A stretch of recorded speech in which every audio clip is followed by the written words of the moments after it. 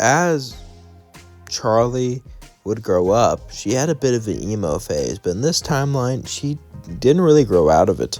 Watching her mother leave her, watching her father be depressed, watching how hell would slowly fall apart, her hope and her humanity slowly faded away. Now, Charlie is still a good person. She still cares about her father and people around her, but she's not optimistic. She's the opposite. Basically like how you should be in hell.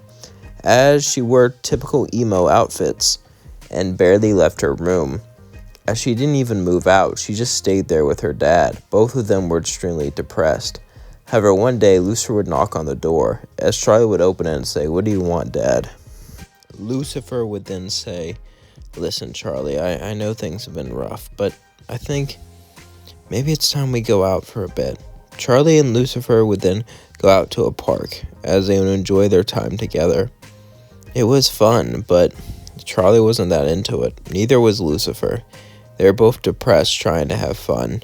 As they talked, a while later, Charlie would eventually decide to move out. She could have moved out anytime she wanted, but she was too depressed to do anything. But now, she feels like it's best. After all, she doesn't want to spend more time with her dad and pretend to be happy, just have a fake smile in front of him. It's so pointless. Charlie would then go and rent her own place. She had enough money to afford a mansion or something like that, but she just bought a small apartment because, well, she was depressed and simply didn't care. Charlie would keep a low profile. Oftentimes she would wear disguises so no one would know she was the princess. The landlord didn't even know, but she always came up with money, even though that, well, she didn't seem to have a job. But they didn't question it. After all, shady stuff like that happened all the time in hell. And as long as they got the money, that's all they cared about. As Charlie would stay there for a few months, just getting to know herself, trying to learn who she was as a person, trying to learn what to do now. She wondered. Her mom left, but did she really? Maybe she perished. Maybe she was gone. All these questions, all these thoughts built up inside of her. Why was hell like this? Why do people suffer like this? Why is there a place where people go when they're bad? What even makes someone bad? What even makes someone a sinner? What determines you to go to hell? So many questions, so little answers. Charlie would ponder this, as one day, after an exorcism, she would leave and begin to walk out, trying to find some joy, trying to find some fresh air. Charlie, well, as she walked around, she tried to go to the park or do anything that made her happy. Charlie still had some stuff she enjoyed, but overall, life was kind of meh right now. There was nothing but destruction around her. Hell wasn't really the best place, well, obviously, but still. With everything being around her so bad, with her dad depressed, with her mom gone, with everything crashing down, it seemed like there was no point, as she simply walked past all the destruction, as she simply walked past all the people who perished in the exorcism, until she ran into Vaggie. Vaggie would look up with one of her eyes gone. Charlie would sigh and bandage her up and say, "There." As she started to walk away, Vaggie would say, "Why'd you help me?" "Because I got tired of looking your dumb eye," as she sighed. As Vaggie would say, "Oh." As then Charlie would start to walk away. She wanted to leave her there, but something inside of her, the still good part of her, told her to bring her in. As Charlie said, "Come on, you're gonna follow me." As Charlie would, well, she would bring Vaggie home with her, and Vaggie and Charlie would lay in bed together. Not like that. Charlie would tend to her needs, help her out, and Vaggie would just lay in bed all day until she got better. Charlie would say, "Why you lay in bed? Your eye got hurt, not your arms and legs." Vaggie would say, "It hurts to stand. My face hurts." As Charlie would sigh. She took care of her. She was also rude about it. Charlie came off as a person that cared, but didn't want to admit she cared. You know, that classic anime stereotype. As then, Vaggie got up. She was about to leave, and she would say, "I don't have a home. It would be nice if..." Charlie would say, "You want to stay here, don't you?" Vaggie would say, yeah." Charlie would say, "Okay, on one condition." Would then kiss Vaggie and say, "You let me have fun every once in a while." Charlie, well, she was more promiscuous in this timeline. As Charlie, when she wanted something, she would try to take it. With her being depressed, with her viewing life as meaningless, when she needed something, she needed it. As Vaggie would blush, she would say, yeah." As then Charlie would grab Vaggie and throw her onto the bed. As then they would have fun together. As the next night would come, Charlie would simply walk out of the door. As Vaggie would say good morning, Charlie would say shut up, I need to do something, as Charlie would simply leave. As she left, she started to walk out to the park and sit down, as she began to enjoy herself. As then she would see Alastor torturing a sinner. As then she would walk up to him and say, hey. Alastor would say, hey, are you here to stop me? As Charlie would say, no, you're doing it wrong. Alastor would say, well, if you want to torture him, hit him in these points. As she would point to all of his pressure points. As Alastor would shoot him with electricity. As he would smile and say, weird, I sense you have somewhat of a good heart. Why would you help me? Charlie would say, because I can sense he deserves it. He's a bad man anyway. If you were torturing a good person, I wouldn't care. Not like I care anyways. As Charlie would start to walk away, Alastor would be intrigued by her and say, so, darling, you seem interesting. Do you want to hang out? Charlie would say, I'm not interested in you like that. Alastor would laugh and say, not romantically, as friends. Charlie would say, a friend, huh? Sure, why not? As Charlie and Alastor would go out in the town and have some fun. As then Charlie would go back. As Vaggie would say, where were you? Charlie would say, with a friend. As she would actually smile for a whole 4 seconds. Vaggie would smile too and say, well, that's great. Can I meet them? Charlie would say, sure. They're the radio demon. Vaggie would say, what? The radio demon? She would hear about different overlords when she invaded hell. Vaggie would say, are you sure you can trust him? Wait, it's time I tell you something, Charlie would say, to show you why I'm not scared of anyone down here. As Vaggie and Charlie would look at each other, Charlie would then show her true form. And Vaggie would say, holy crap, you are the princess. Why would you hide this? Because I didn't want you to think badly of me. I didn't want you to think I was just some rich, spoiled person.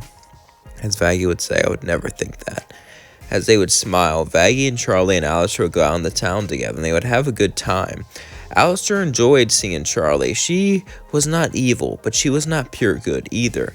She had good in her, but she always had a dark side to her, and it was interesting seeing her develop, as he could mold her into something new.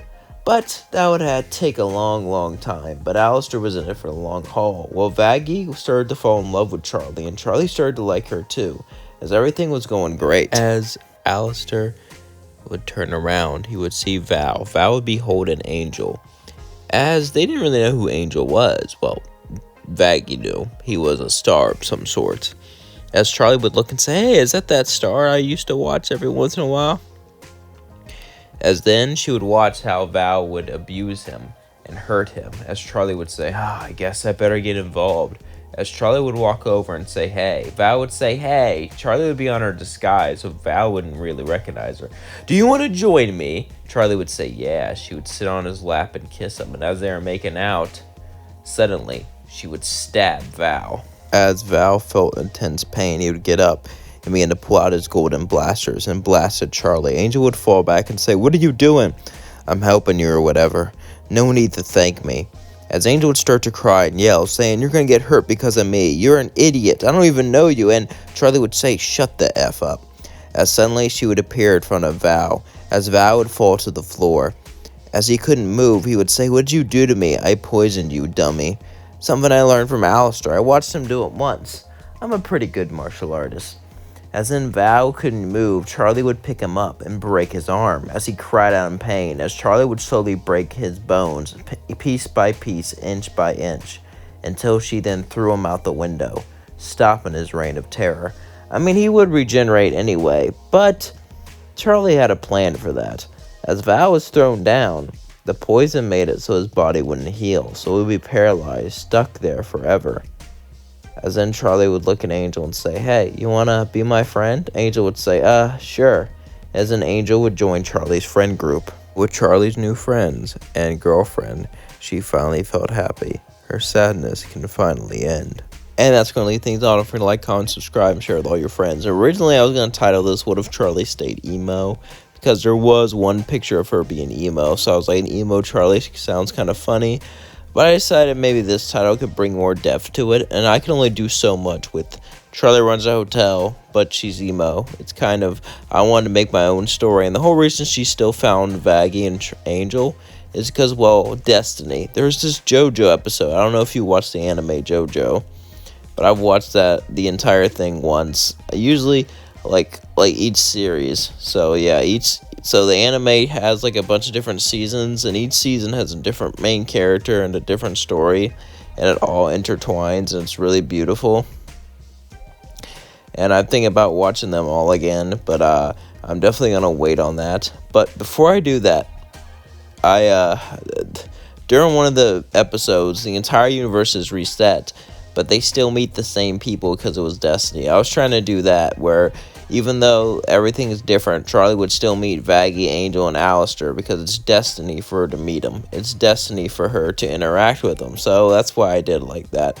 Also, that's the best way to make the story longer, is to add more characters. And I feel like with more characters in the story, the better it is. If I just had a story about one person in a room with nothing in it, you guys may not like that, You know what I mean?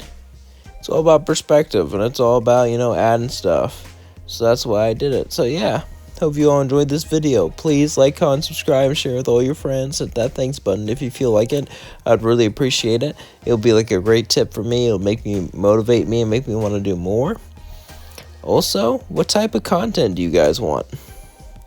I've been doing has-been videos for a while now, but if I were to change, like if I were to do Star Wars or an anime or something, like what would I do, and what would you want me to do, and why? Let me know in the comments below, because I feel like Has-Been Hotel is not going to make another season for a while now, so maybe I should jump on another bandwagon or something, but I don't know. You know what I mean? I need to jump on whatever's popular. You know me, going on the bandwagon. But anyway, I love you all so much. Thank you for watching. Thank you for supporting me. You really mean the world to me. I'm so lucky to have an audience like you. Peace out.